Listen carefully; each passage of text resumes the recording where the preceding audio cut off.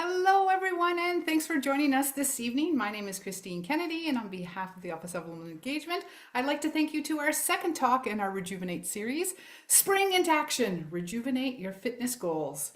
Before I introduce our speaker this evening, McMaster graduate Alysha D'Souza, I'd like to take this opportunity to acknowledge that the land on which this webinar is taking place is the traditional territory of the Haudenosaunee and Anishinaabe nations.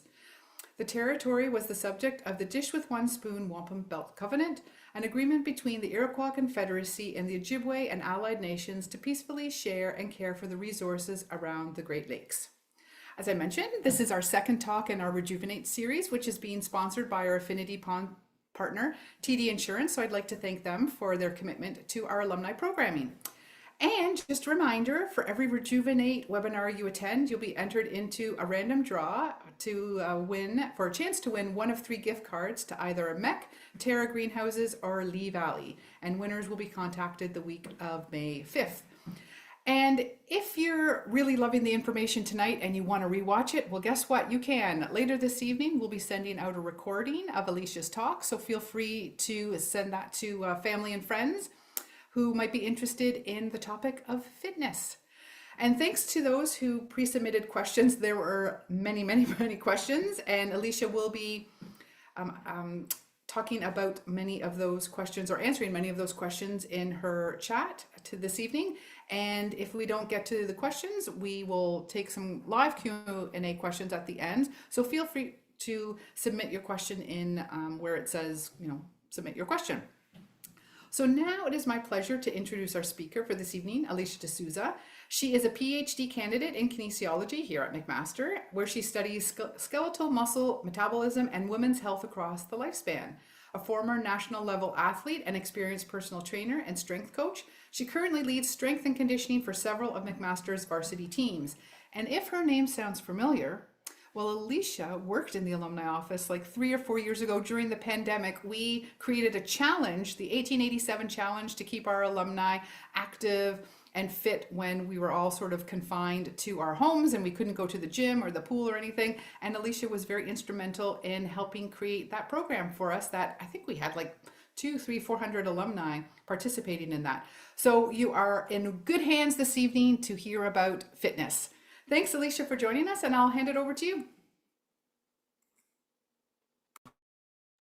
Wonderful. Thank you so much, Christine, for that introduction. Are you able to see my screen? Yep. Yep, sure, it looks great. Perfect. Okay. As Christine introduced, my name is Alysha D'Souza, and I am so excited to be here with you today and to talk about the benefits of physical activity, and more importantly, to give you some practical takeaways that can help you feel stronger, healthier, and more energized in your everyday life. First, I want to thank you all for taking the time to tune in, whether you're joining live or watching the recording later. Just by being here, you're already taking the first step in building a healthier routine you're learning, and that matters. Educating yourself is often the spark that can lead to meaningful and lasting change. So, a little bit about me. I started my undergraduate career in kinesiology at McMaster in 2017. And what began as an undergrad turned into a 4th year thesis position and eventually a master's and now a PhD. I was lucky that growing up, my mom signed me up for all sorts of sports, but the one that I really fell in love with was synchronized swimming. And that's actually when I started to get into the gym and lifting weights. I saw firsthand the impact strength training had on my performance. And I knew that I wanted to understand it better, not just for myself, but so I could help other athletes unlock their potential. But my perspective shifted during a family vacation in my first year of university. I was working out at a hotel gym when I met a woman named Mary. She looked to be in her early 50s and asked me for some help. See, she had just finished chemotherapy and told me that she'd been losing a lot of muscle during treatment. Even basic things like walking up the stairs or standing for long periods became really difficult, and she wanted to rebuild her strength. That conversation changed everything. Up until then, I thought strength training was mostly for athletes. But Mary showed me that lifting weights and movement in general is a lifeline. It's for everyone, and it's essential to living well, especially as we age. That moment sparked what has since become my mission, which is to bridge research and real life and to help more people move, train, and feel better in their bodies. So since then, Christine kind of highlighted some points of my past, but I've worked with a variety, it worked in a variety of settings. I volunteered at McMaster's Physical Activity Center of Excellence, working with cancer survivors, individuals with spinal cord injuries, and older adults. I started as a personal trainer at the student gym during my undergrad, helping people begin their fitness journey. And today I'm a strength and conditioning coach at McMaster for a number of our varsity athletes. And I also work as a trainer and physiotherapy assistant at a rehab clinic in Hamilton. All of this is alongside my PhD that I'm pursuing that focuses on body composition, muscle physiology, and specifically female reproductive health and that kind of interaction between those three topics. I truly believe that research and coaching go hand in hand. Coaching makes me a better researcher, and research makes me a better coach.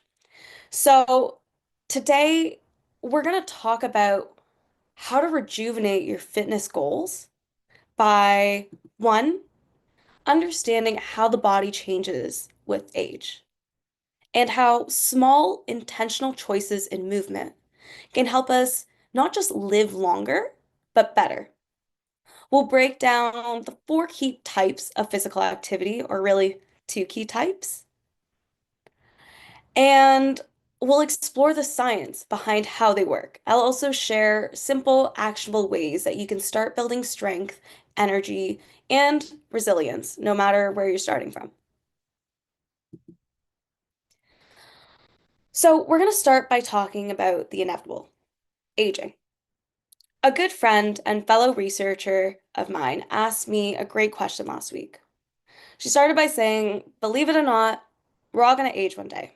And then she said, when you imagine yourself aging, do you see yourself traveling the world, spending time with loved ones, being independent, the kind of independence most of us have worked for our entire lives? Or do you see yourself becoming dependent?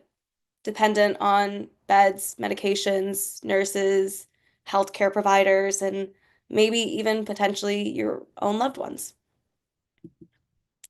See, in Canada, our life expectancy is about 81 years, but our healthy life expectancy is almost 10 years shorter. For men, health span tends to end around the age of 68, whereas for women, it's around the age of 70. Life expectancy refers to how long you're likely going to live, whereas health span is how many of those years you'll live in good health, so free from chronic disease and disability. My friend Caroline then asked a follow-up question that really stuck with me. She said, what if health span isn't in the medications we take, but in the choices that we make every single day? What we eat, how we move, how we live. Because while medications like metformin, beta blockers, or Ozempic can help extend lifespan, research still struggles to find a match for the power of lifestyle and exercise when it comes to extending one's health span. Okay, we're going to start to dive into exercise tips.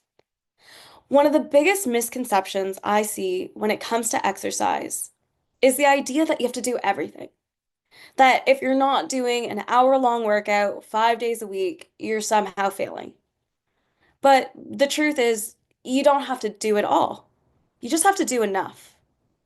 That might mean walking for 15 minutes a day.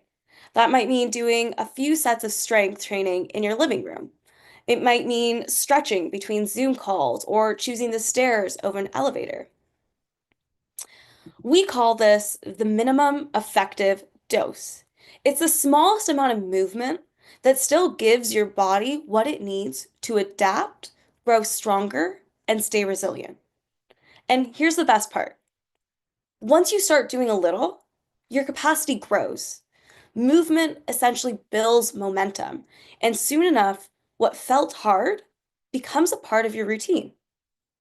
So let's break down what enough actually looks like. Generally, there's two pillars to exercise. When we think about being active for health, not just performance, not aesthetic, just thriving in daily life, the two things that we need to include are cardio or aerobic activity. This is anything that gets your heart rate up and keeps it there, even if it's just for a short while. So things like walking, cycling, swimming, dancing. And the second component is strength training, which can include more functional movement, like mobility and flexibility, as well as balance, which I'll talk about shortly. But first, we're going to dive into aerobic training. So again, cardio is anything that gets your heart rate up and keeps it there, even if just for a short while.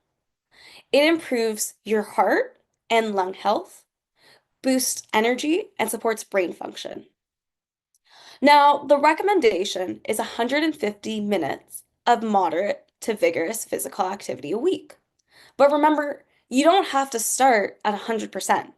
You can and you should build towards that. That can be a goal, 150 minutes of moderate to vigorous physical activity a week. And see, even 5 to 10 minute bout throughout the day can add up and offer a lot of benefits.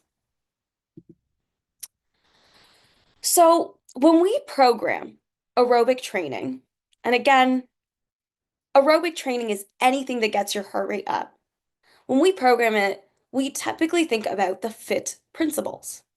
FIT stands for frequency, intensity, type, and time or duration. And often, if one variable goes up, the other can go down. And this gives you a tremendous amount of flexibility because the type of aerobic exercise that's best for you is the one that you enjoy and the one that actually fits into your lifestyle. So let's break down these FIT principles. When I start programming for aerobic activity, and these are tips and tricks that you can take for yourself, I tend to start with type because, again, the best type of aerobic exercise is the one that you actually enjoy and the one that fits into your lifestyle. So ask yourself, do you enjoy being outside? Do you enjoy walking, swimming, dancing, cycling? Do you enjoy being on your own or with others? These are all questions that can help guide what type of aerobic exercise will best fit into your life. There's options for either if you're not an outdoor person, maybe you like being indoors, and so maybe a treadmill or a cycle, something inside is what keeps you active, or an indoor Zumba class. If you like being outdoors, perhaps going on hikes outside, going for a swim, doing an outdoor class might be something that fits better into your day, into your week. And if you don't know the answer to these questions, then I encourage you to be bold and try and figure them out. You might learn something wonderful about yourself, and you figure them out by just trying different things, and that's all a part of the process. Next, once you figured out the type that you enjoy doing, you can move on to the other variables that really actually help you fit it into your schedule. So, frequency. How many times a day do you think that you can do something for your cardiovascular health? Sorry, not times a day, times a week. So, how many days in a week do you think that you can do something for your health? Now, the thing with frequency, sorry, what's kind of wonderful about this is that typically, as one variable goes up, other things can go down. So if you decide that you have, you can do a little something 5 days a week, then the time or the duration that you need to do those activities for can decrease. Or if you don't have a lot of time, then what you can do is you can increase the intensity or the degree of effort that you're exerting. So instead of it being a 30-minute stroll, or because you're pressed for time, you can make it 10 minutes, but walk as fast as you can for those 10 minutes. And this is how we move from that moderate level of activity to a more vigorous level activity. Or if you're really pressed for time, you can start to include HIIT training, which stands for high intensity interval training. This is a fancy way of saying having brief bouts of higher effort exercise followed by slower bouts. So, for example, you can choose your pace. So, you can choose walking briskly, jogging, or sprinting, whatever modality is most appropriate for you and is something that you would consider hard. You can do that for 20 seconds and then slow it down for 40 seconds. Keep on walking, keep on moving, but keep it easy for 40 seconds. And then repeat that 4 more times. And that is the equivalent, the equivalent that can have substantial effects on your longevity. That's only about 5 minutes of work. Exercise snacks are also a really fantastic way to start including more aerobic activity into your everyday life. Exercise snacks was, I heard about it first from Dr. Marty Gabala, who is a phenomenal professor in our field and at McMaster, actually. And so, exercise snacks involves these small bursts of vigorous activity throughout your day. In fact, a recent study showed just how powerful that these small bursts of movements can actually be. So, a study by Stimakis and colleagues followed over 2,500 adults, most of which didn't regularly exercise for almost 7 years. And what they looked at was something called vigorous intermittent lifestyle physical activity. That's a fancy way, again, of saying incorporating these short bursts of effort into your daily life, like quickly climbing the stairs, carrying heavy groceries, or chasing your dog around the yard. They found on average participants that did just 4.4 minutes of this vigorous intermittent lifestyle physical activity a day was linked to 26 to 30% lower risk of dying from any cause, and up to a 34% reduction of risk in cardiovascular disease. The big takeaway here is even if you're not doing structured workouts, brief bouts of effort woven into your day can have a huge impact on your health and longevity. It doesn't need to be running a mile every single day. You can do things that are small. The most important thing is that you're doing it with a degree of effort and you're doing it consistently. Next, we're going to move on to strength training. Strength training is where we push, pull, lift, and load our muscles. And it's where we can also start to incorporate some of our mobility and balance training. Strength training or resistance training is the most powerful tool we have against sarcopenia, which is the age-related muscle loss, osteoporosis, and metabolic decline. See, sarcopenia is age-related muscle loss. At the age of around 40 or 50, we start to lose about 1% of muscle per year, and strength starts to decline at 3% per year. Osteoporosis is when your bones become weak, thin, and more likely to break, even from minor falls or bumps. And you don't think it'll happen, but it can creep up on you. Weight bearing and resistance exercises like lifting weights, climbing stairs, literally tell your bones to stay strong. And finally, our metabolism is like our engine. as we age, our metabolism slows down. This means it processes nutrients less efficiently, and we actually become more insulin resistant.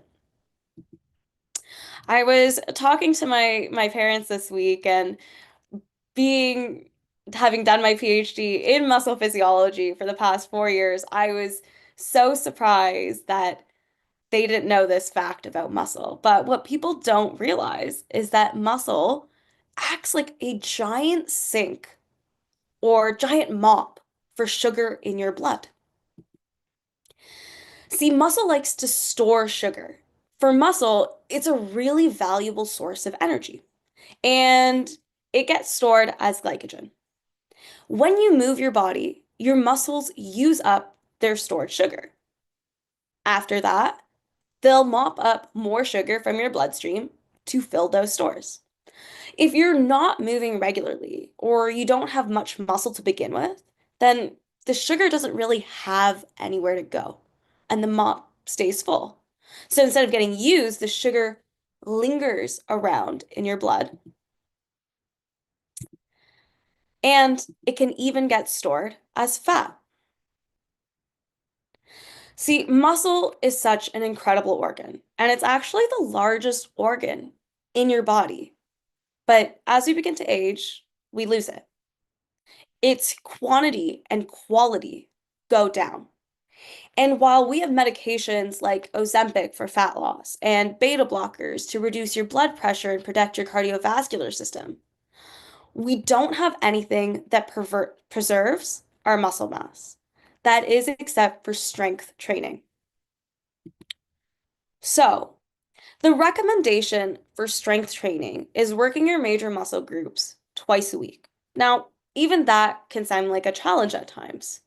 So, the most game-changing tip that I have learned and that I will share with anyone any chance that I get is that even one set of strength training, one time a week, can be enough to maintain and even build strength in certain populations. The key is that you have to do it with effort. It has to be a little bit challenging so that your body can adapt, but it's one and done. And on the days where I feel like I just can't do it, where I don't have enough time, that's what I do. I go in, I do one set of an exercise as hard as I can, and I say, okay, I'm done. See, people really like to overcomplicate exercise and strength training specifically, but lifting weights is like squeezing out a wet towel. The first squeeze is always going to get the most amount of water out. That means doing something, going from doing nothing to something, is going to get the biggest bang for your buck. Anything additional after that is like additional squeezes to that reg. So that second, that third, that fourth, and kind of as you increase set, you're just getting less and less water out. So, in other words, doing something is always going to be better than doing nothing. Similar to aerobic training, there's actually a lot of flexibility with strength programming, and it doesn't need to be as complicated as some make it out to be. When I'm at my busiest, my goal is to spend 30 minutes in a gym lifting weights twice a week. That's it. A simple, effective strength program should include a mix of movement patterns. So it can include one push, so something like a chest press or pushing weights overhead, one pull, so you're pulling something, a squat, which is anything that kind of makes you bend your knees, a hinge, so anything that makes you squeeze your glutes, like a deadlift or a bridge, and something for your core. And then I always say stick with it. I know we see social media and they're constantly posting different workouts and you're doing a different thing every single day, but consistency is what really breeds results. So I always recommend sticking with the same exercises for at least 4 to 8 weeks. If you're someone that likes to change it up, keep it to 4 weeks. That's totally okay. And if you don't like it because that just adds another mental load to you, then keep it for 8 weeks. But really, that 4 weeks is what your body needs to start to adapt. You might even feel stronger just after 1 or 2 sessions. And that's because your nervous system is getting better at the movements. But you do need that kind of 4 to 8 week mark to start seeing those adaptations in your muscle. Over time, we'll also want to gradually increase the challenge. A bit more weight, maybe one more rep, maybe an extra set. This is called progressive overload, and it's the key to building strength and muscle. So, like cardio, if you increase one variable, that means that you can and you should decrease the other. So, if you increase the amount of weight that you are lifting, then you should be decreasing the number of reps that you are doing. And that's kind of expected. That's normal and it's good. It means you're challenging yourself, and that's okay. You just want to keep on working on that load and see if you can begin to increase your repetitions at that. So, for example, when anyone gets started with me, I always keep them in this kind of 8 to 12 rep range. And I let them use that as their guide. If they can do 12 repetitions of an exercise with the weight, then that's their sign that it's time to increase the weight. But when they go for this heavier weight, now I want them to only aim for 8. And then again, work within that 8 to 12 range. When you can now do 12 reps with this new weight, then it's time to increase again. And this is how you know that you're continuously challenging your body and you're moving forward. And sometimes we have off days, and that's totally okay. I use that range as my guide as well. If I can't hit 8 reps with something, then that's my cue to kind of lighten up the load a little bit and try and keep my reps within that 8 to 12 range. And as long as you're tracking, one day of lower weight is totally okay. If we're looking at long-term progress, and that's again why you have that 4 to 8 weeks. Okay, flexibility and mobility. So this could be considered pillars 3. Flexibility is how far your muscle can go, and mobility is how far that you can take it with your own control. So flexibility gives you that potential to move, whereas mobility is what you can actually do with it. It's great if I can take your arm and lift it all the way up, but if you don't have that strength to lift it up, then you're lacking mobility. Mobility is what keeps your joints moving through a full range of motion. It reduces stiffness and injury risk. There's no real set guidelines for flexibility or mobility work, but there are things that you can add to your overall movement portfolio. See, the difference between sedentary and not sedentary behavior is as simple as just standing up. So, yoga, stretching after a walk, or spending a few seconds in your long day of sitting to stand up and open your hips and shoulders and spine is breaking this bout of sedentary behavior and can actually make a world of difference for your joints and your vascular system. When we move, we promote blood flow. And when we promote blood flow, we're promoting the movement of nutrients and key things that your body needs to these areas that get ache and stiffy. Stiffy and ache. Stiff and achy. Sorry. Plus, it feels good. It gets the blood flowing when you're feeling sleepy as well. One of my favorite ways to incorporate stretching and mobility into my daily life is by pairing it with my workouts. Generally, my workouts include a lot of mobility work. See, again, mobility is strength over a large range of motion. So, as I do my exercise, I think about the ranges that I'm moving through. For instance, if I'm starting with a sit to stand, so sitting on a box or a bench and just standing up, if I can't get very far, that's Totally okay. We're going to start with a higher box, and I'm going to work within that range of motion that I feel comfortable with. Once I can do 12 of them and it feels comfortable, then what we can do is start to lower that box. And that can begin to contribute building strength over a larger range of motion that we deem is important. And now, if I've hit my range of interest, then I can start to add weight. Because remember, mobility is strength over a range of motion. I also often include stretching in my cool downs, and I love group yoga classes, or honestly, when I'm feeling introverted and I just need my me space, I'll put a yoga video up on my laptop and I'll follow along. But it's a great way to kind of calm down the nervous system, get some mobility and flexibility into my everyday week. Balance can be considered the fourth pillar. It's often overlooked, but it's crucial for fall prevention, coordination, and confidence in movement. Similar to mobility training, it can be incorporated into your strength training. Single leg exercises are a fantastic way to begin improving your balance.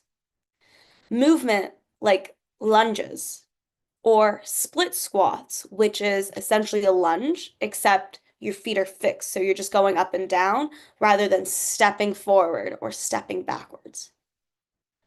Movements like a lateral lunge or a lateral squat, where again, we're not necessarily moving, but we're shifting our weight from one side to the other. And single leg deadlifts, which we can kind of go over in a bit.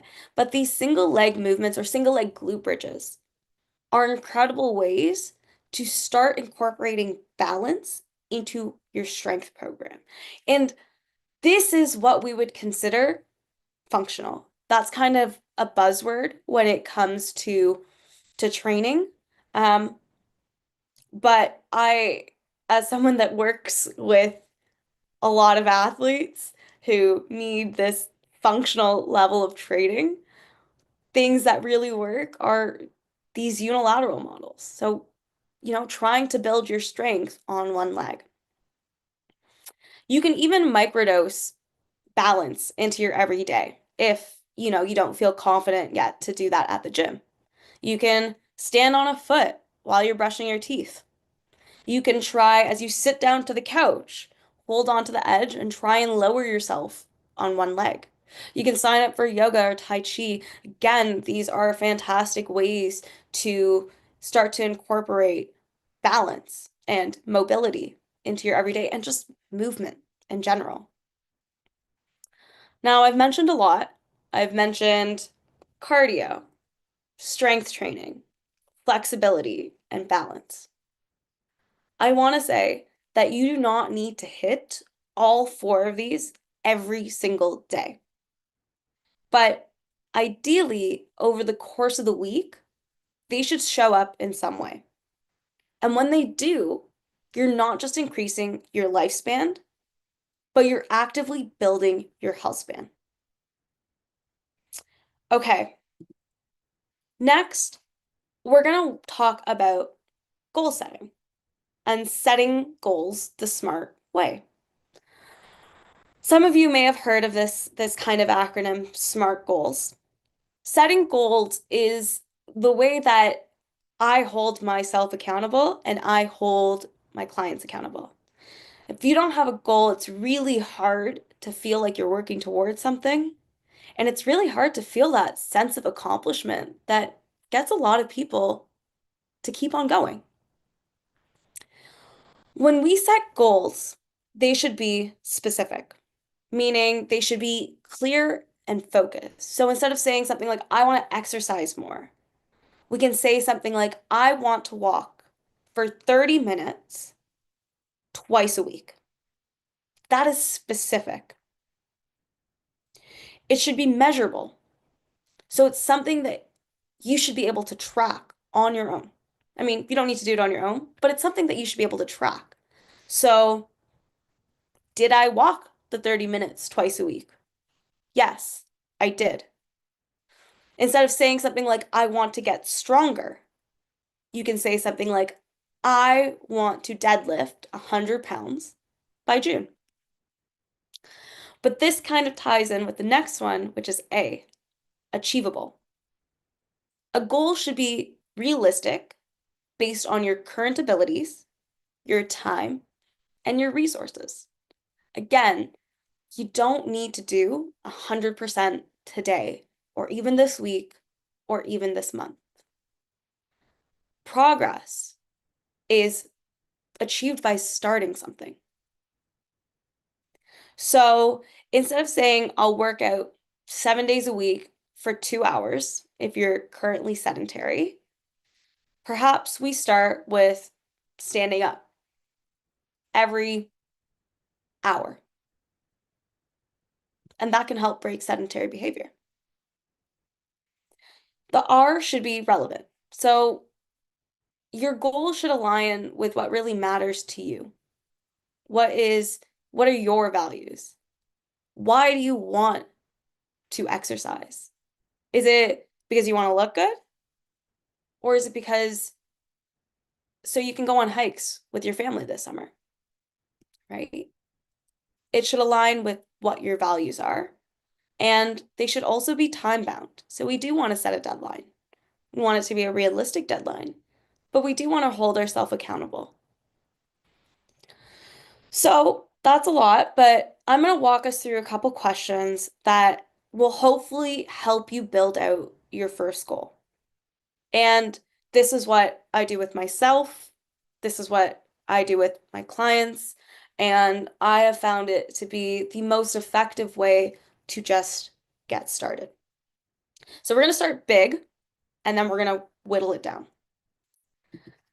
And for those that are live, feel free to drop whatever you are writing down into the chat. So the first question is going to be, where do you see or where do you want to see yourself in a year? And again, this can be big picture because then we're going to whittle it down. So for me, I want to see myself going to the gym consistently 3 times a week in a year. And I do that sometimes, and sometimes I don't when I get really busy.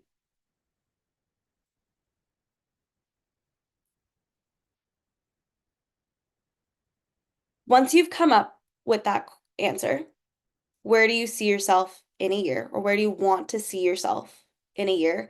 I remember when I did this with my mom, she said that she wanted to wake up every morning and do yoga every morning, and she wanted that to be a part of her daily routine.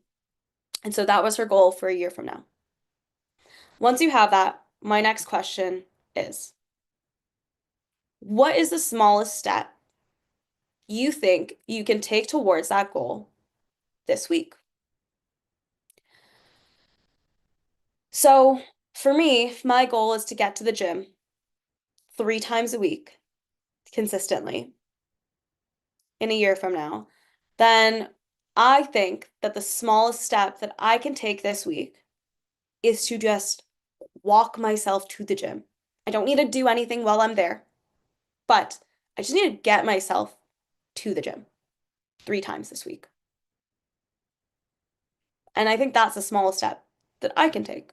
My mom, when I asked her this, she said the small step that she could take was to wake up 2 times this week and do the yoga session that she was interested in at least once.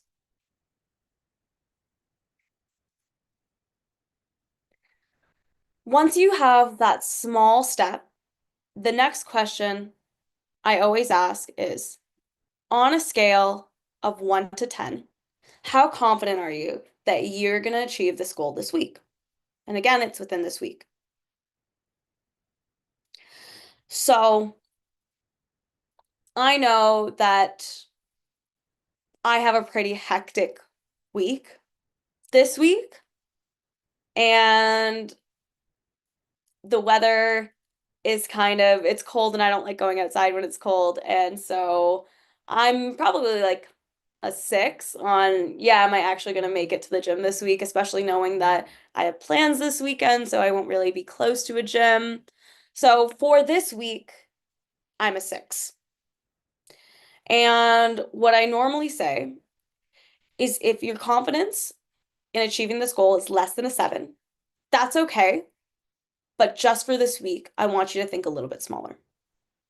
So for me, I would change it and maybe we go with, okay, I know that I'm away. I'm out of town this weekend.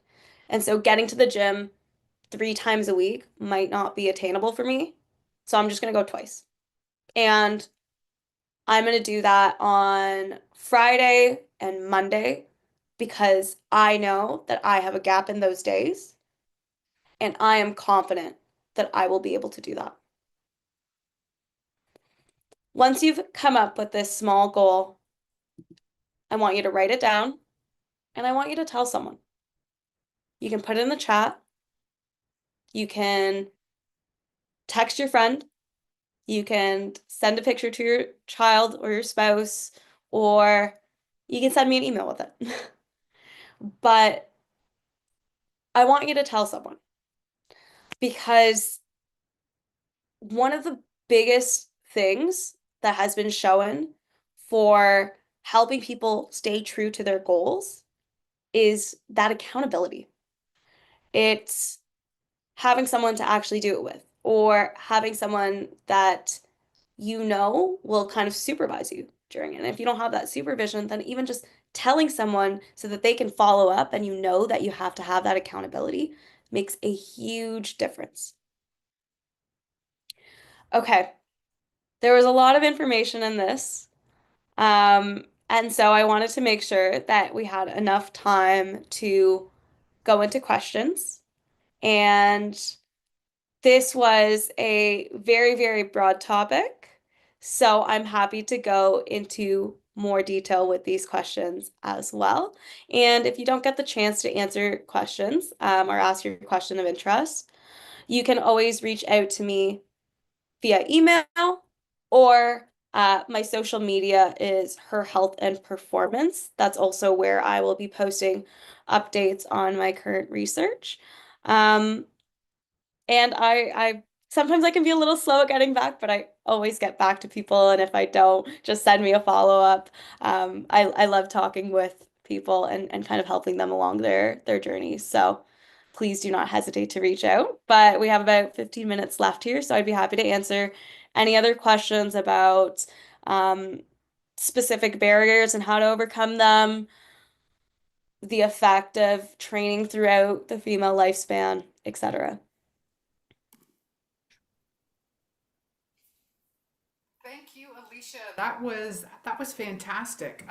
Before I go into questions, this is the great thing when you moderate the Q&A, you can ask your own questions. So going back to this sarcopenia and the osteoporosis, while I understand that aging is natural and we lose, you said, I think we lose muscle mass 1% a year after 40, is that what you said? Around 40. So of course it happens, so it's inevitable, but is the decline, I'm trying to say, is the decline inevitable? So yes, you have muscle mass deteriorating year over year because of aging, but that doesn't necessarily mean you have to become weak, right? And the same thing with osteoporosis. Yes, we lose bone density as we age. That's part and parcel of aging, but it doesn't have to be detrimental. Exactly. Yeah. So these numbers of you're losing 1% of lean mass per year or skeletal muscle per year as you age and loss of 3%, um, that's if you're not doing anything. And so the biggest way to combat this, yes, as we age, we become what is called anabolically resistant. And so we just become a little bit slower and worse at digesting things like protein and responding to training. But that doesn't mean that eating protein and training doesn't work. In fact, that is right now our best way to combat those things and preserve function and independence as you age. So on that, when we were discussing prior to meeting online, all the pre-submitted questions, I sort of was able to break them down into three main groups. So there was, aging healthy, Mhm. increasing the health span, as well as the lifespan, goal setting, which I think you did a fantastic job. But then there was a lot of questions about menopause and perimenopause and women. And so you just said something about what did not anaerobic and Anna what did you Anabolic resistance. anabolic, sorry, yes, okay, so anabolic, so go, you were talking about one point about why muscle mass is so important, right? Because you build these muscles and the fibers and they take the sugars. So I'm assuming then women like myself who are menopausal, postmenopausal, if you're in your 40s and you're premenopausal, that weight resistance training, weight training is key, because that is going to, if you're talking about that anabolic system, that's going to kind of jazz it back up. Yes. Yeah, 100%. I would say lifting weights is incredibly important.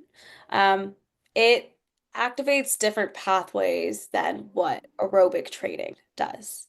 It's that actual mechanical tension that we put our muscles under when we're lifting weights that tells it that, hey, we need to build more.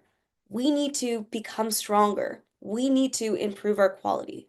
And it really only gets that from the stimulus of lifting weights. The question on menopause is such a fantastic topic, and it is really what has kind of guided a lot of my PhD research as well.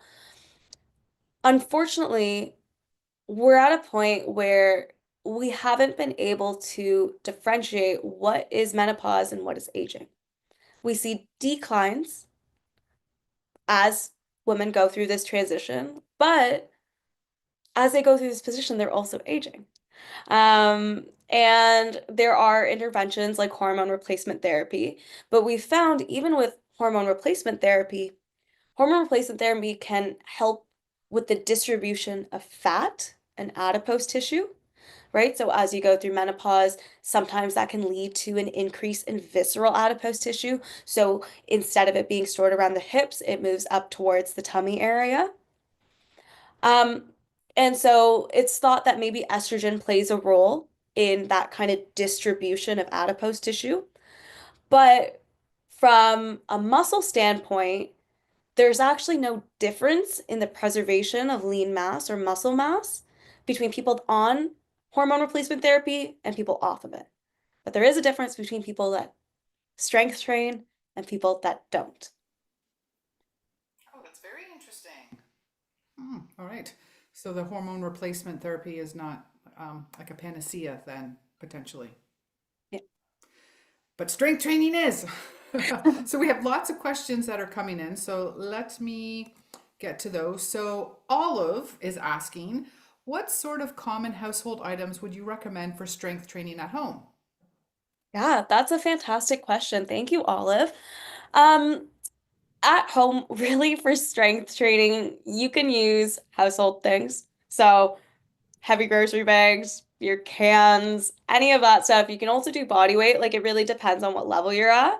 Um, you can, if you're interested in purchasing light weights, you can do strength training with light weights. Again, it just needs to go to a degree of effort. So that often means, remember, if we go back to kind of, it can be a trade-off between the reps, the load, and oops, this one. Oh, I lost it. Anyways, there can be a trade-off between the reps. I don't know why that keeps happening. The load and the number of sets you do. So if you're using a lighter load, that's totally okay, but you're probably just going to have to do more reps with it. And as long as you're going to that point where it feels hard, you feel that burn in your muscles, that's a good sign. Okay. Another thing that is a lot more accessible generally at home and can be quite a bit cheaper is resistant bands.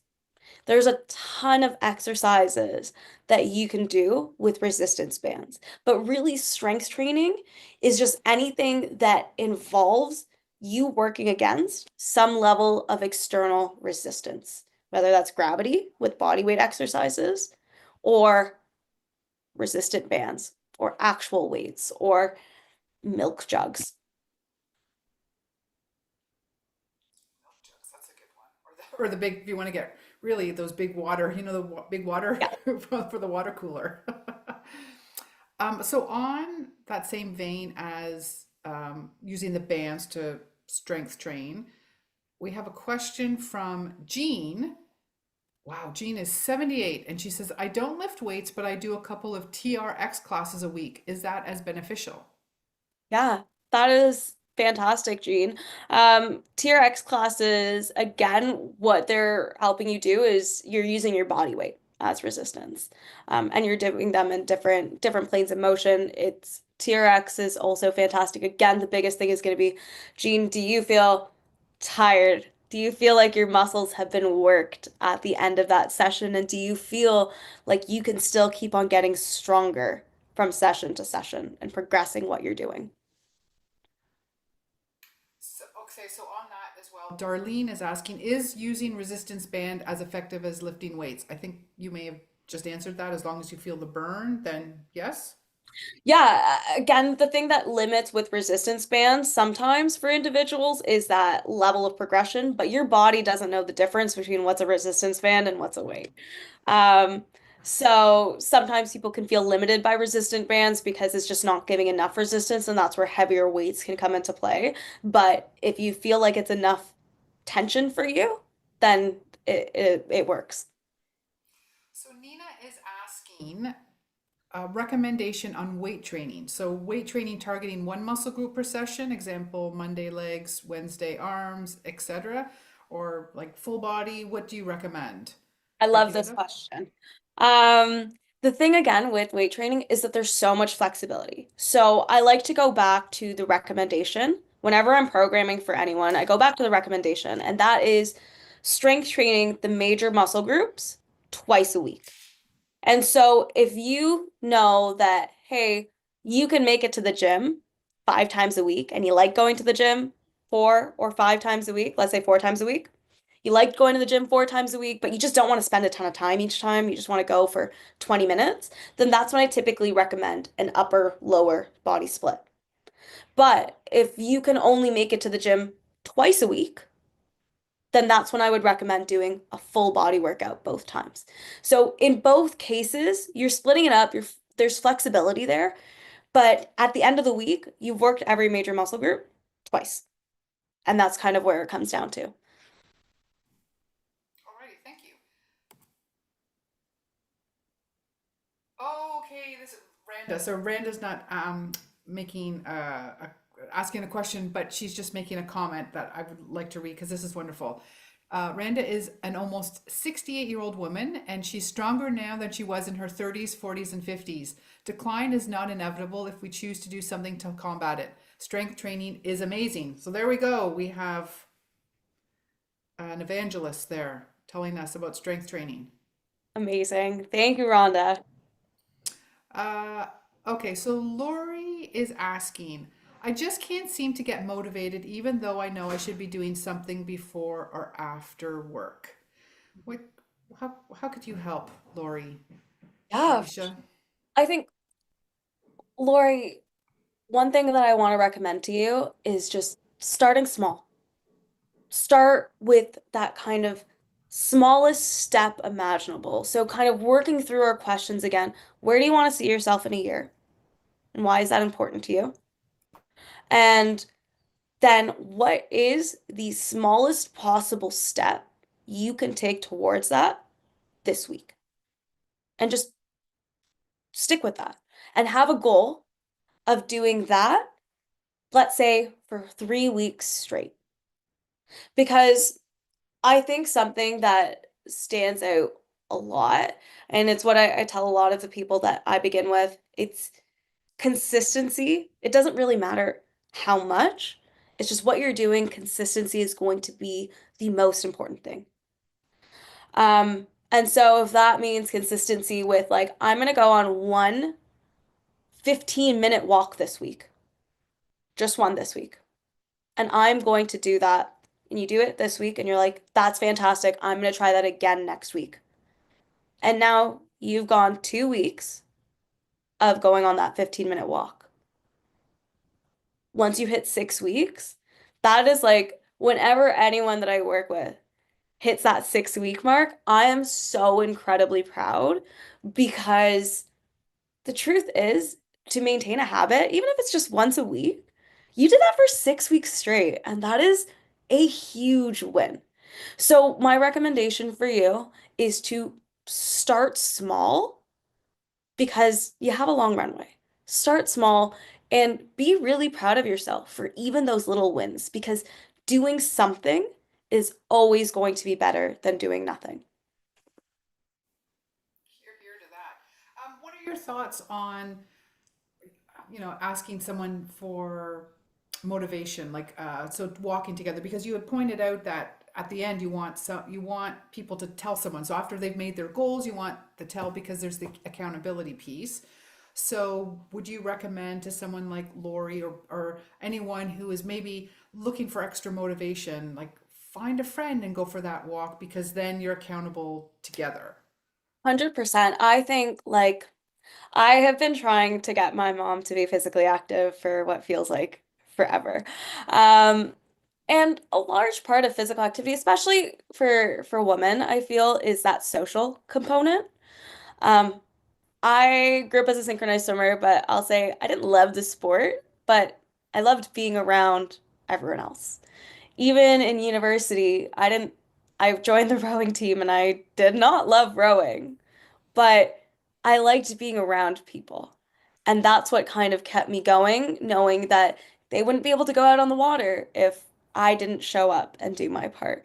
And so having that accountability, even in first year, I had a friend that would go to the gym in the morning, and I knew she was waiting for me, and I did not want to wake up because I was not a morning person, but I told her I would, and so I would. So there's so many different ways that you can start to implement accountability in your life, whether that's getting a workout partner or joining a group or signing up for a group fitness class. I think especially this is an example with my mom where I I've had a hard time getting her to go to the gym and lift weights in the conventional way that I do it, unless I'm actually there with her. But she'll sign up for the fitness classes and she'll do that. And I remember she actually had a class tonight and she was like, Alysha, like, my class is at 7 p.m. tonight. Your talk overlaps with it. And I was like, go to your class. This is recorded. Go to your class, stick with it. You signed up for it. And that's another way to hold you accountable to things. Absolutely. So Lori just asked a follow-up question where she says, I see lots of posts on Facebook and Instagram for the 21-day wall Pilates program designed for women. What are your thoughts? Um, I will be honest, I haven't seen that yet, but I remember growing up and seeing lots of different challenges on social media that tended to show up. My piece of advice has always been if it gets you from doing nothing to something, then by all means, go for it because something is always going to be better. But when it comes to training, a level of consistency and simplicity is also really important. So these programs can be nice because you don't need to think about it. It exists. It's at home. You can do it on your own. But you need to enjoy it. It needs to be simple enough for you to do, and it needs to be consistent. You have to ask yourself at the end of this 21-day challenge, what are you going to do next? Is this a habit that can be sustained? So Lucci is asking strength training and balance after an accident. How should they start? Yeah, that is fantastic. Um, Accidents are really, really tough.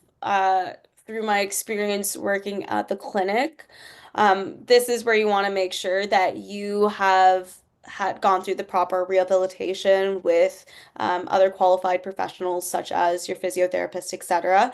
Um, but once you've kind of got down that part, like again, start simple with your goals. Identify what are your weak areas.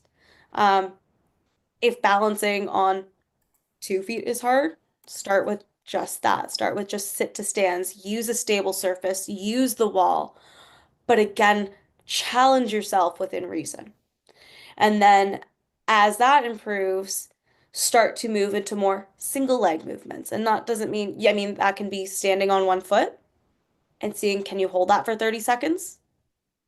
That can mean standing on one foot with your eyes closed, holding near a wall, or having someone near you to support you. So you can work on that as well. Or it can be those exercises that I was kind of explaining. So maybe a split squat. So rather than moving into that lunge, a split squat is essentially you have one leg in front, one leg behind. So you're in that lunge position and you're moving up and down. But use the wall beside you. Use a block underneath your knee so that you have a smaller range of motion. And do it until it feels comfortable and then make it a little challenging again. Wonderful, thank you. I'm going to take two more questions. So we had an interesting pre-submitted question, and I know that there's a lot of debate on this, like in social media about when you should exercise. I think I know what your answer is going to be, but the question that Gwen had asked was, is there a better time of day to exercise as you age? How can exercise affect your ability to get a good night's sleep? Is it better to exercise out of doors or in a gym or indoors? Fantastic questions. My answer is going to be the best time to train is the time that you can be consistent with. That's what I thought. So if it's in the morning because there's nothing else that started your day yet, then it's first thing in the morning. If it's in the afternoon because that's when you get that stress release because exercise gives you that, then that is also fine. There isn't any relationship. I know I've talked about my mom so many times. I remember when I was younger and I was working out in the gym at night and my mom came, she's like, it's gonna ruin your sleep. There's absolutely no literature to suggest that exercising late at night is going to impair your sleep. The truth is, exercising is going to lead to better quality of sleep rather than not exercising at all. So if your option is to exercise late at night because it's the only time that works for you, but you're afraid that that's going to disrupt your sleep, not doing anything longer term is going to lead to lower quality sleep overall. Um, Outside versus inside, vitamin D is always good for bone and muscle health. So I do recommend getting sunshine, but it doesn't necessarily need to be with your workout. As long as you are getting vitamin D and sunshine throughout your day at other points, you can choose whether you want to go inside or outside. And I think there was one more point, but I can't remember. Oh, the second one, or nope, that was it. Yeah, better time of day, exercise affect your ability to get a good night's sleep, and indoors or outdoors. No, you answered them all. Let's go one more question because it again hits on the consistency that I think you're really trying to drill into us. The question comes from where was it? Duh, duh, duh. She was it Gina? Hold on, I said Gina's question. She is a, oh, here it is. Gina is sorry, Gina. Okay, so Gina asks, I teach a fitness class for 50 plus individuals. How would you put some of these motivational thoughts into the class to keep them returning to class? Consistency is everything. Yes, consistency is everything. I love that you teach that class, Gina. That's fantastic for just increasing accessibility and having that as an option out there. I think one thing that helps breed consistency is fostering the community as much as you can for those people that do show up, build those relationships, help them connect with each other in that room so that way they feel like they have something to come back to. Um, and then throw in like little microdoses of this motivation. I think something that's also really helped is sharing my own personal insights of like when I struggle. So I've had to recently shift my mindset from I have to work out today to I get to work out today. I get to move today. Because especially as I begin to learn this, um, that language shift can make a huge difference. And so, Gina, you can start to microdose that within your training session, start to share the knowledge that you've learned through talks like this and from your own, because education is a huge piece, building a community is a huge piece, and changing that mindset is also very valuable.